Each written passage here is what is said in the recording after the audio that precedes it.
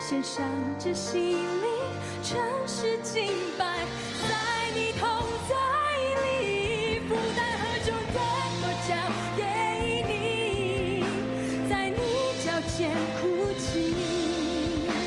跟随你心意，我愿意。我把自己全人交给你，全心交给你，献上这心灵，诚实敬拜。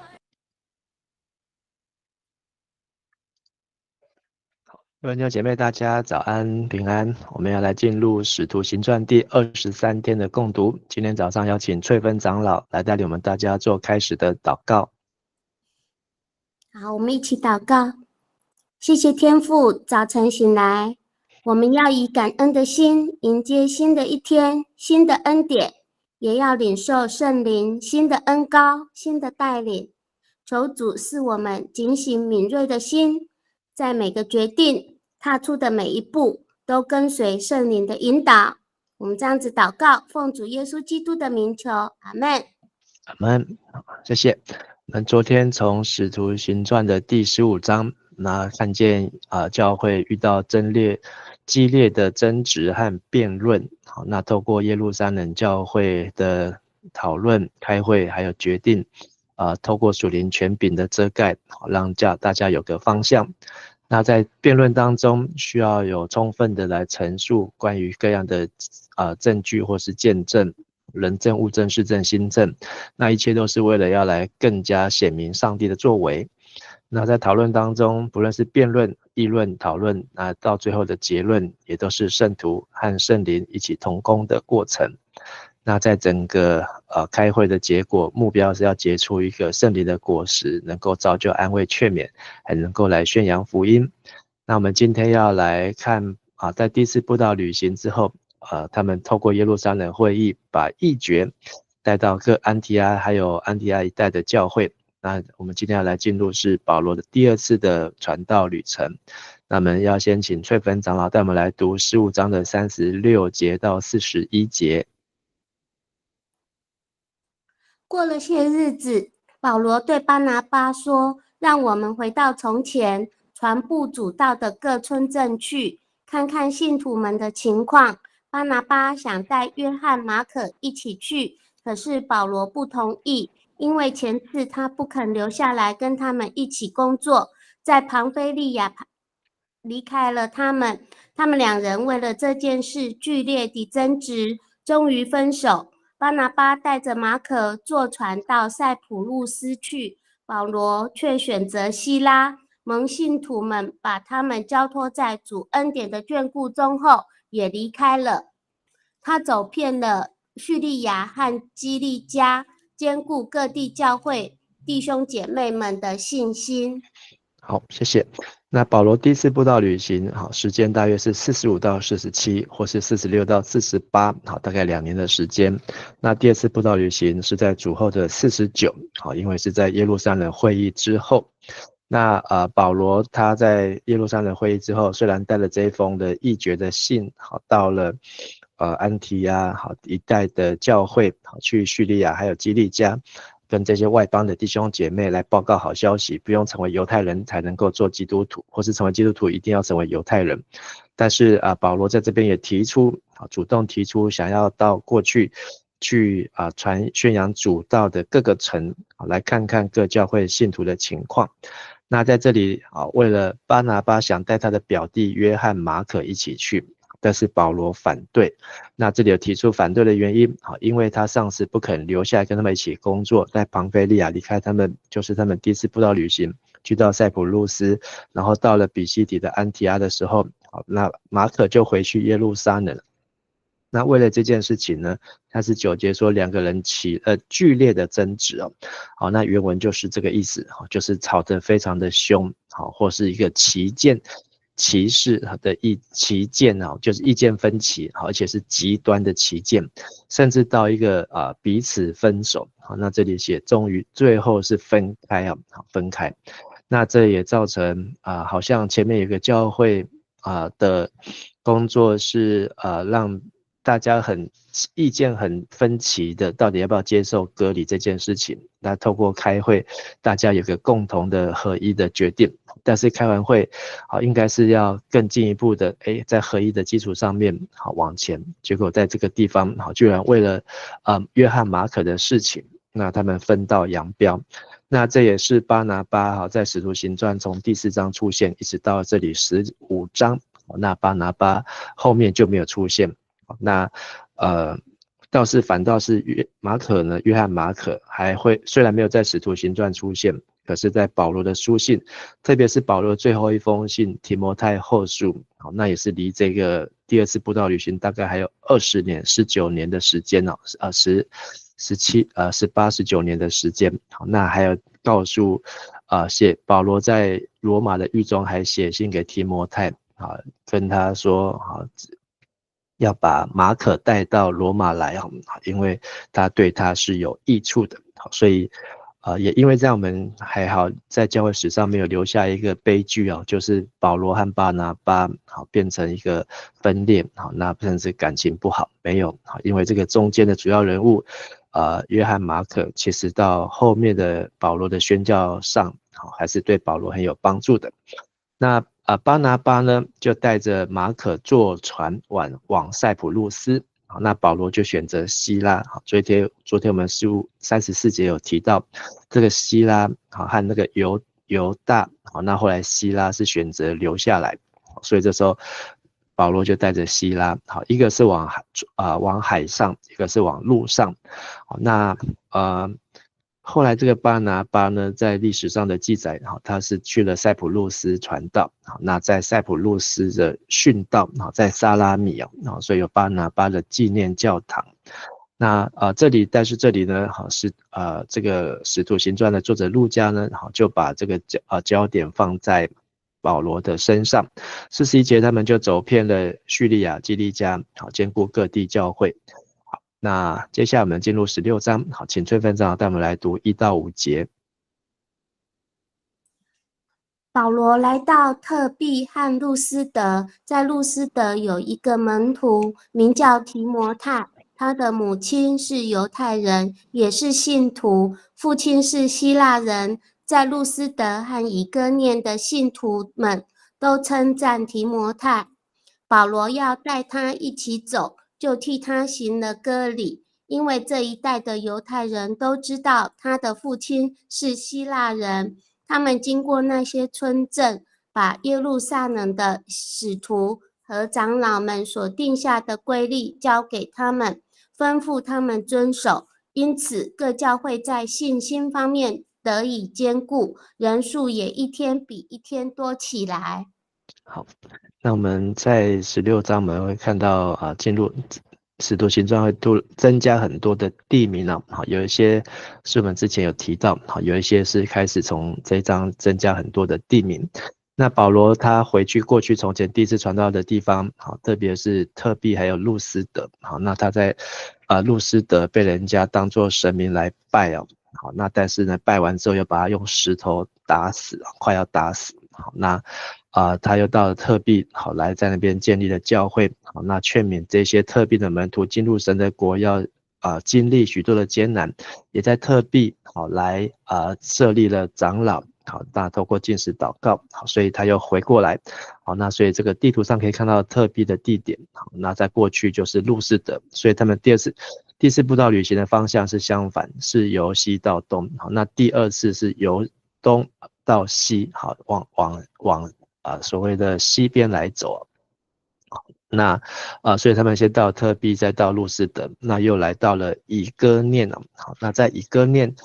在这个路斯德的时候，这里提到就是提摩太。好，那提摩太这个名字的意思就是荣耀神。那这里提到他已经是门徒，好，所以可能是保罗第一次布道旅行所结出的果子。好，那可能在几个月或半年后，那他们又回来到这个地方。好，那这里特别提到提摩太的身世，他的妈妈是犹太妇人，他的爸爸是希腊人。那这里也提到路斯德和以哥念的弟兄，好，那不是只有在路斯德城，好，连这个以哥念这一代人都对提摩太非常的称赞和肯定哦。那但是在第3节这里提到说，保罗为了要带提摩太一起走，那就把他行了割礼。可见呢，这时候提摩太还没有受割礼。为什么他没有受割礼？可能他只有从妈妈学习到圣经，那旧约的部分。那虽然保罗上一次跟巴拿巴在这边布道旅行认识了耶稣，但是呢，提摩太他没有受割礼。那在这里会让我们觉得很奇怪，就是前面15章耶路撒冷会议都已经宣布不用受割礼，为什么反而在这里要去刻意的受割礼？那我们可以去思想背后的原因，就是受割礼的目的不是要向外邦人，外邦人都没有受割礼，受割礼的目的是要向犹太人来传福音。所以可见保罗他还是没有放弃犹太人，虽然口口声声说他要被上帝拣选成为外邦人的光但是他还是为了犹太人得救这件事情，保罗非常的放在心上。而且我们在看罗马书的时候，也可以看出保罗对犹太人的弟兄骨肉之亲非常的看重。所以保罗带着提摩太，那继续经过了路斯德、特庇、路斯德、以哥念，那一路要往西或是要往北走。那他们所经过的城镇，那就把耶路撒冷使徒长老所定下的规律交给他们。这个规律呢，就是耶路撒冷教会的议决，主要是3件事情，就是偶像淫乱，还有这个没有放血的动物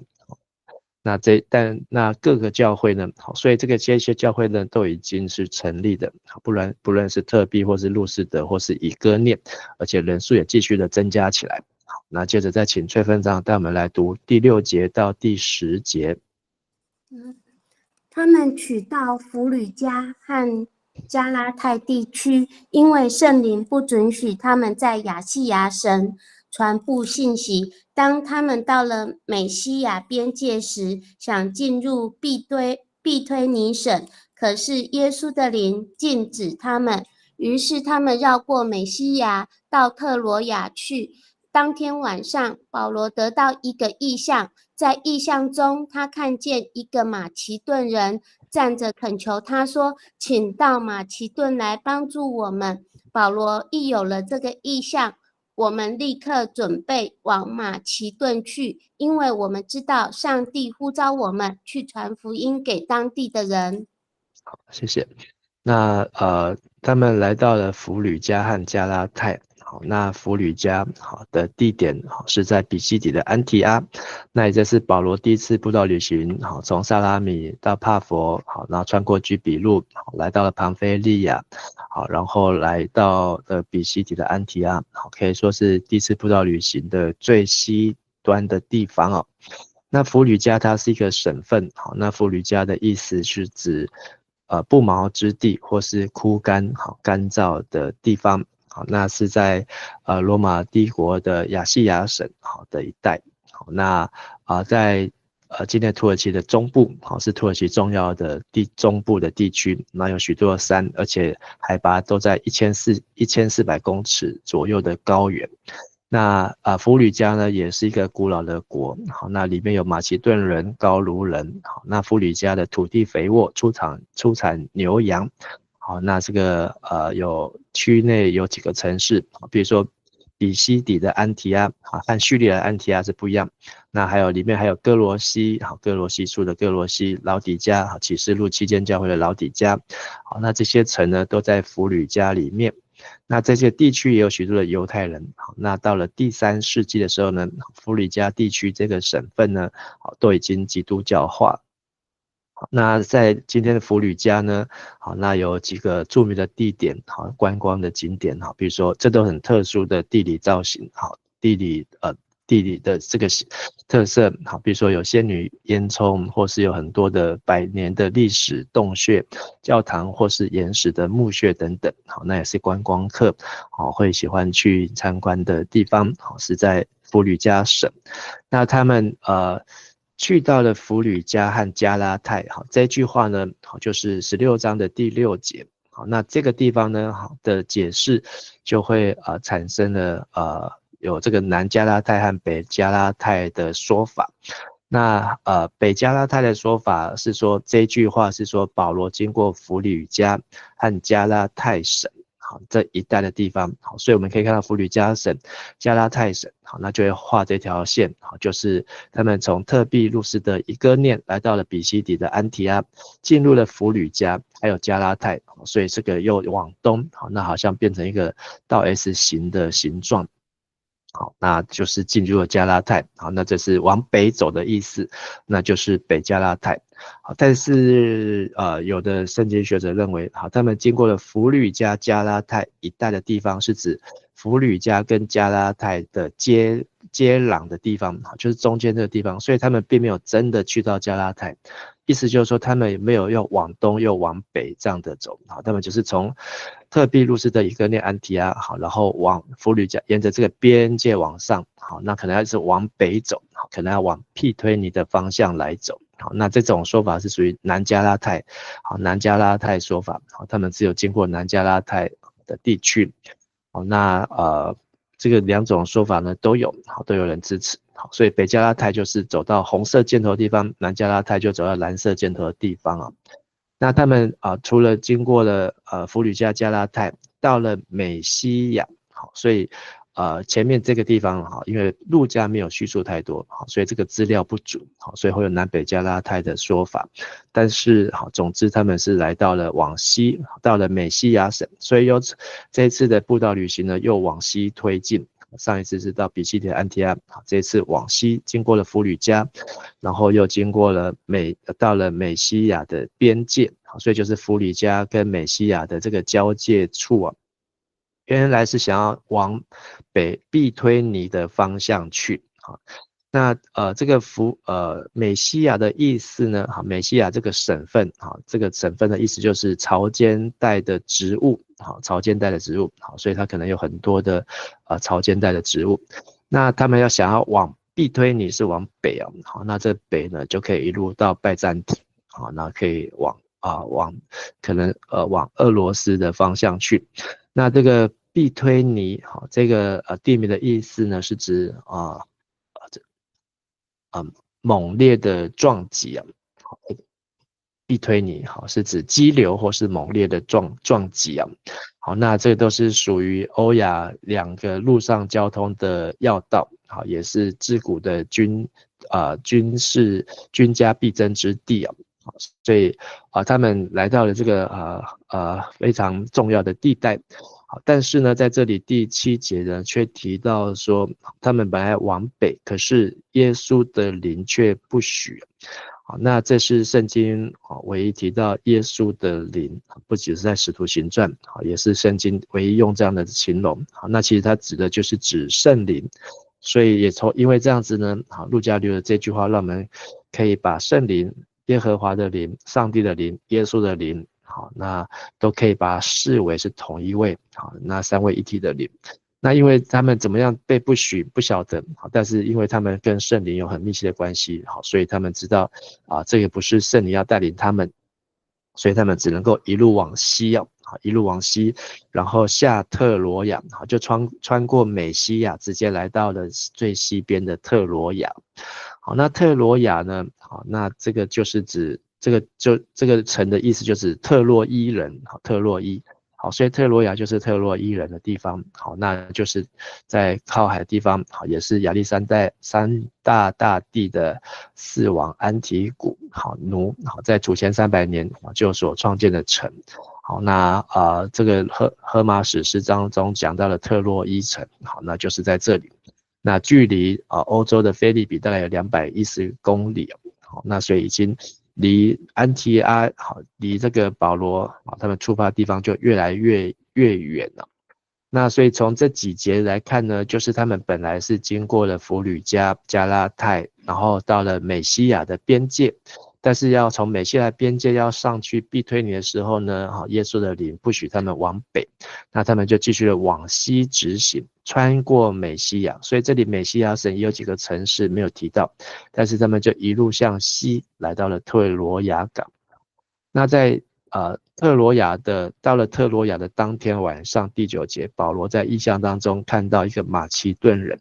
马其顿人呢就是属于希腊人，好，那我们可以知道希腊人的长相，好，可以从希腊的雕像可以看出，好，他们的形象还有他们的服装很不一样。那这个希腊人马其顿人呢，是站着求他们，好，请到马其顿来帮助我们。那所以保罗有了这个意向呢，好，那我们就立刻准备啊，好，所以16章的第10节这里出现了我们，好，是使徒行传第一次出现，好，那表示这个作者路加在这个地方加入，好，在这个地方加入，所以16章、20章、21章、27章、28章，好，都可以看到我们，好，就是路加有同行的地方哦。那他们就准备要过爱琴海往马其顿去，因为知道上帝呼召我们，就是这时候有保罗，还有希拉，还有提摩太，还有路加，至少我们知道这4位呢，要一起到欧洲去传福音。好，那马其顿省，好，是在这个希腊半岛的上方，好，那是在爱琴海，好，跟这个意大利亚的亚海的中间。那也是今天非常著名的观光景点了。好，那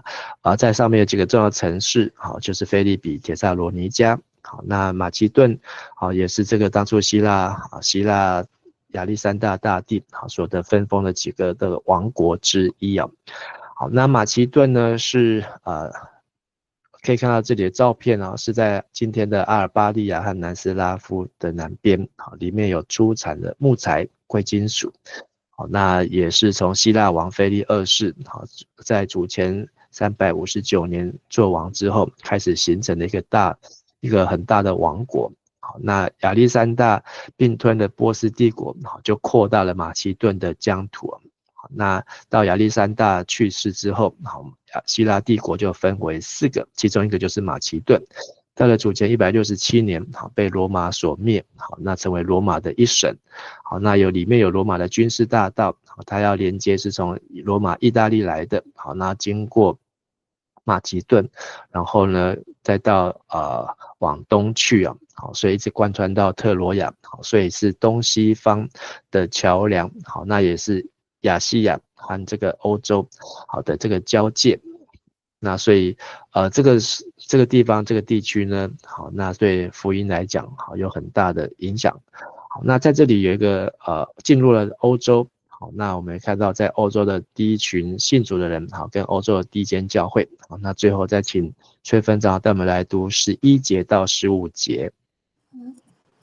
我们坐船从特罗亚出发，直开萨摩特拉，第2天到尼亚波里，从那里我们往内地走，来到马其顿第1区的一个城市腓立比。这城也是罗马的殖民区，我们在这里住了几天。安息日，我们出城到了河边，心里想，那里可能有一个犹太人祷告的地方。我们坐下，向聚集在那里的妇女们讲道。听众中有一个从推雅推拉城来的妇人，名叫吕底亚，以贩卖紫色布匹为业。他一向敬拜上帝，主敞开了他的心，使他留心聆听保罗所讲的话。他和他一家的人都受洗礼。随后他请求我们，如果你们认为我是真心信主，请到我家里来住。于是他坚决把我们留下。好，谢谢。那我怕我等一下忘记，好，所以为什么耶稣的灵不让他们往这个庇推尼去，不让他们往北走，要往西走？好，那目的就是要把他们带到欧洲来。好，所以我们可以从结果来倒推。好，当初耶稣的灵不让他们往北，却往西，就是因为这群马其顿人。那这群马其顿人，很重要，就是来要透过这位吕底亚。那吕底亚呢，这个意思的这个名词的意思呢是辛勤劳苦，辛勤劳动。好，那有人认为这是一个人名，但是有人认为这不是一个人名，是一个对一个比较辛劳妇女的称呼。那他们这个吕底亚呢，后来成为腓立比教会很重要的一位领袖。好，那我们等一下就可以从这段经文就可以看出吕底亚的主动性，还有他对上帝的敬虔。那还有我们从后来保罗所写的腓立比书，可以知道所有保罗的书信当中，最称赞、最喜乐的就是腓立比书啊，所以提到腓立比教会，他们在保罗事工上面的支持，那保罗是大力的感谢，像加拉太书，保罗会会指责责备加拉太地区的教会，哥林多教会保罗提出了教会很多的问题。好，那几乎帖撒罗尼迦保罗都会提出很多教会里面所遭遇的纷争啊、混乱啊，但是只有在腓立比书，保罗是充满了喜乐，充满了感恩。好，那很极大的可能就是都跟这位吕底亚这位卖紫色布匹的妇人有关，而且也是他一路带领支持保罗的福音的事工，好，让他可以越传越远。好，那所以这个吕底亚怎么信主的呢？就是他们从特罗亚经过了海岛萨摩特拉，萨摩特拉是在爱琴海的北边的一个岛，好，那它在中间。那在这个岛上呢，也有1000多公尺的高山呢，好，那是一个罗马帝国军事大道的一个主要的站。好，那在这个萨摩特拉，好，今天还可以看到很多的这个遗迹啊，好，在这岛上都有一个1600公尺的高山所在。那他们经过了萨摩特拉，好，那是在爱琴海上，好，那第二天呢，就到了尼亚波里。尼亚波里或是尼亚波利呢，好，那这也就是在使徒行传里面跟萨摩特拉都只有提到一次。好，那尼亚波利呢，它的意思是指新的城，好，但是也有指一个是一个叫破布的记号，好，那它已经登陆了，好，来到了马其顿省，好，那跟这个色雷斯省的交界处啊。那尼亚波利呢，到今天仍然是非常繁荣的地方。好，在尼亚波利可以看到有几个这个欧洲罗马帝国所留下来的这个云水隧道的这个遗迹，好，那它靠海。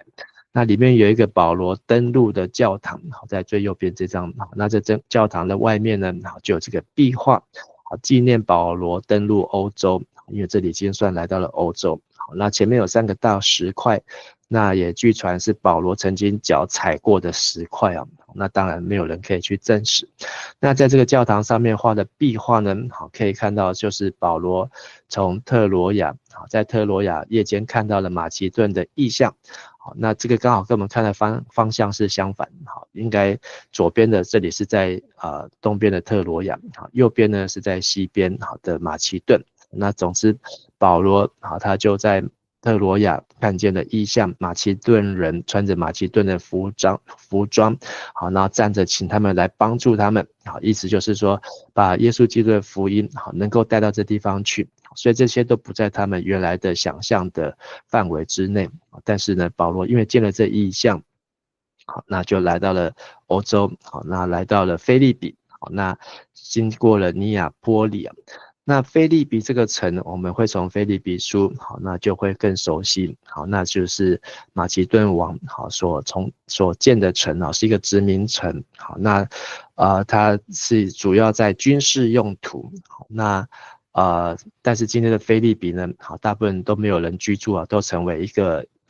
遗址，好，遗址很多罗马帝国时期的遗址，好，可以在这边，好，明天我们会再继续来介绍。好，那这腓立比的古代的市集的广场，好，那现在看到的都是已经不是在在保罗时期都是在主后第6世纪所遗留下来的。好，那有一个罗马帝国的艾格纳提大道，好，那它就是一直从罗马一路开这个大马路，一路来到腓立比，要一路往东。那他们来到了这个腓立比。好，那到了安息日，好，因为这里没有犹太人的会堂，所以安息日他们就只要到河边，好，去找犹太人祷告的地方，好，出了腓立比城外，结果在那边有一群聚集的妇女其中有一个是从推雅推拉城来的妇人，叫做吕底亚。推雅推拉呢是在以弗所一带，吕底亚省。好，那我们刚才有看到弗吕加美西亚，好，那美西亚的下面是吕底亚省，好，吕底亚省呢有这个推雅推拉城，那这推雅推拉城呢，好，那就是在这个启示录的7间教会的其中一间呢，好，是在比较靠东北边偏东的在靠北边的地方。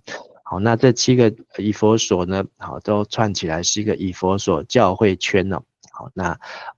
这也是后来福音很重要的据点，也是保罗第3次布道旅行很重要的据点。所以我们可以猜想，就是为什么耶稣的灵不让他们来到这个地方，好，或是要让他们带去这个马其顿，好，因为如果保罗好，他如果先来到了以弗所，好，因为我们从使徒行传知道他来到以弗所，第2次他就被强留下来，后来没有留下来，好，但是第3次再来的时候呢，在以弗所待了2年多，好，所以很可能如果保罗一开始就先来到了以弗所，先来到这一带，那像推雅推拉的这个妇女吕底亚，他们刚才看到他也是强留保罗在这个腓立比把他留到他的家中，所以他们的热情呢可能会影响保罗要往欧洲传福音的这个工作和动作，所以就是上帝的灵，耶稣的灵把他带到特罗亚，所以他们就在这边受洗。那保罗就带领他们来认识耶稣，他们都是像犹太人一样敬畏上帝，但是呢保罗在这边带领他们认识耶稣，受洗之后，吕底亚就强留保罗在他们住在他们的家中。那今天的腓立比有这个吕底亚的受洗纪念教堂，那在腓立比城的西边，在这个河畔边呢，那里面有这个保罗和吕底亚的画像，那也有这个保罗和吕底亚受洗的地点河边，那今天去也可以看到这个小河经过的地方，就是当初吕底亚受洗，在这边他们犹太人在城外祷告的地方，这个不是犹太人，是这些信奉上帝的这些人，他们在那边祷告的地方。好，今天这段经文让我们看到这个从第1次布道旅行结束到第2次布道旅行开始当中的过程。特别我们看到巴拿巴叫做劝慰子，可是他劝不动保罗。好，那1分为2，但是在历史上，在教会史上来看，这也并非是坏事。所以为了福音的缘故，只要得时不得时，总要传福音，只要救灵魂。那我们也看到，因为保罗和巴拿巴本来阵容坚强，现在他带了希拉，他也需要有帮手，所以因为人员的短缺，也让提摩太有加入宣教的机会。那耶稣的灵，圣灵也会用禁止，用不许来传福音，就是有时候看起来受阻挡，好像不成功或是失败，但是呢在背后呢，其实可以渐渐可以察觉上帝的心意和上帝的带领。那来到欧洲之后，我们看见吕底亚从祷告的群体，经过上帝的开导，也成为欧洲的第1个教会。所以今天欧洲有这么多的教堂，不要忘记这一切都是一个有信心的妇人，那他们在河边的祷告来开始。好，我们一起来祷告。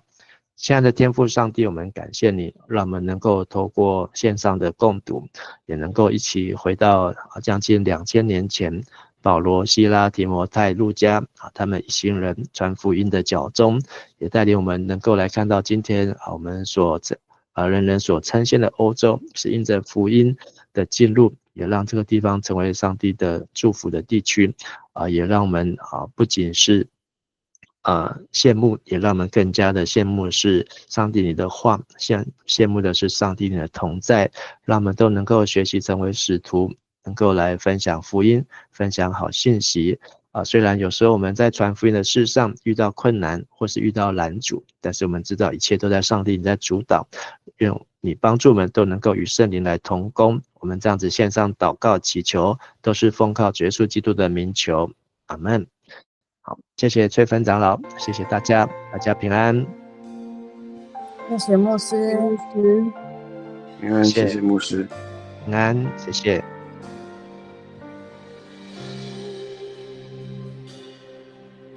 好，谢谢牧师，谢谢，平安，谢谢牧师，